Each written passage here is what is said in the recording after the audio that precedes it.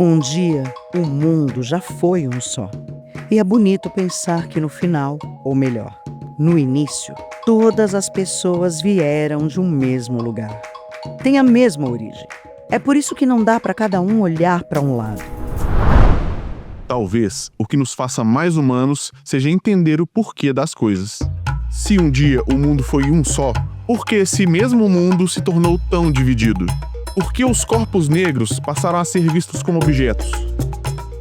A pergunta por quê nos leva ao cerne de uma das maiores mazelas da humanidade, o racismo. E no Brasil, para entender o porquê, precisamos olhar para nossa história. O que chamamos de racismo estrutural não é um fenômeno acidental ou a soma de preconceitos individuais. Ele é a própria estrutura de nossa sociedade, construída sobre séculos de escravização e hierarquização racial. Não se trata apenas de atitudes, mas de um sistema.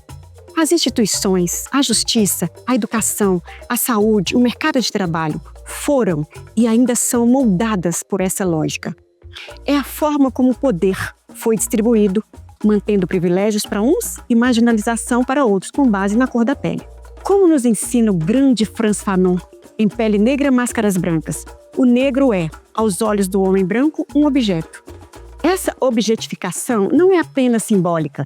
Ela se materializa em oportunidades negadas, em vidas desvalorizadas, em violências cotidianas que se naturalizam. O racismo estrutural é essa naturalização da desigualdade racial.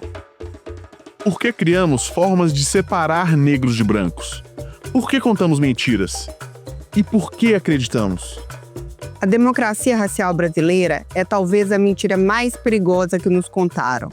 Ela nos fez acreditar que, por não termos leis segregacionistas explícitas como o apartheid, que não havia racismo. Essa falácia serviu para mascarar a violência silenciosa de uma política de embranquecimento que visava apagar a identidade e a cultura negra. Desde o final do século XIX, incentivou-se a imigração europeia e a miscigenação como uma forma de melhorar a raça. O Brasil sonhava em ser uma nação branca. O negro era tolerado, mas desde que se adaptasse, esbranquecesse culturalmente e ocupasse os piores postos de trabalho. Nilma Lino Gomes, uma das maiores vozes da educação antirracista, nos provoca.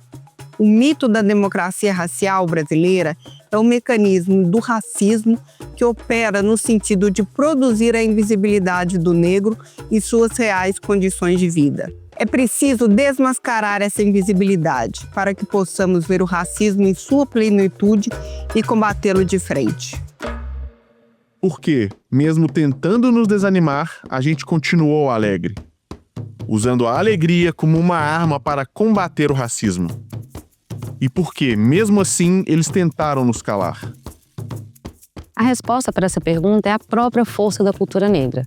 O samba, por exemplo, perseguido, criminalizado, era a voz, o corpo, a alma de um povo que se recusava a ser silenciado. Ele se tornou um símbolo nacional de resistência. E o carnaval, que muitas vezes é visto apenas como uma festa, é, na verdade, um dos maiores palcos da negritude brasileira.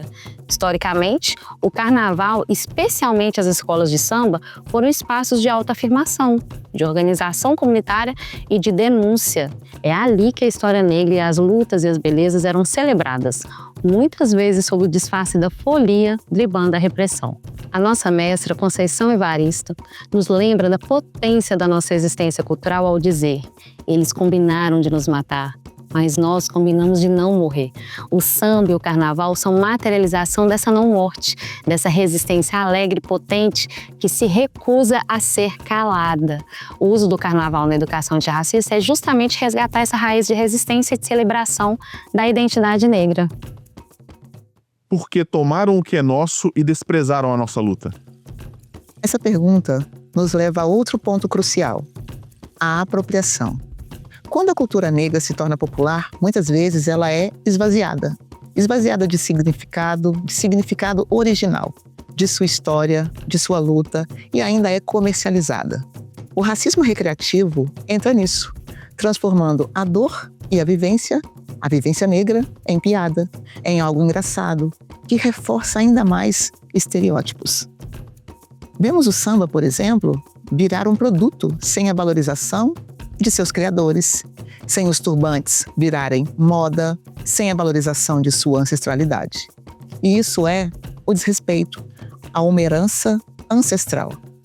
Para usar o carnaval ou qualquer outra manifestação cultural negra como ferramenta educativa, precisamos ser conscientes e ir além da festa. É preciso um uso crítico, que contextualize, que respeite a origem e que fortaleça a identidade negra, não que de fato a esvazie. Como Bell Hooks nos ensina, a educação é, para mim, a prática da liberdade. A educação antirracista, então, deve ser uma ferramenta para que a apropriação não seja apenas um roubo, mas sim um convite à reflexão. E mais do que isso, um convite à valorização do que é nosso, em sua total plenitude, em sua verdade, em sua ancestralidade. Por que essa luta está longe de terminar? Por quê? Porque os nossos inventos não podem ser esquecidos. Porque as nossas conquistas são gigantes. Porque as nossas vozes nunca vão se calar. A gente não tem todas as respostas. E talvez ainda leve anos, décadas, até descobrir todas elas. Mas enquanto a gente estiver aqui, enquanto a gente se reconhecer e entender que é preciso mudar, a gente vai continuar se perguntando.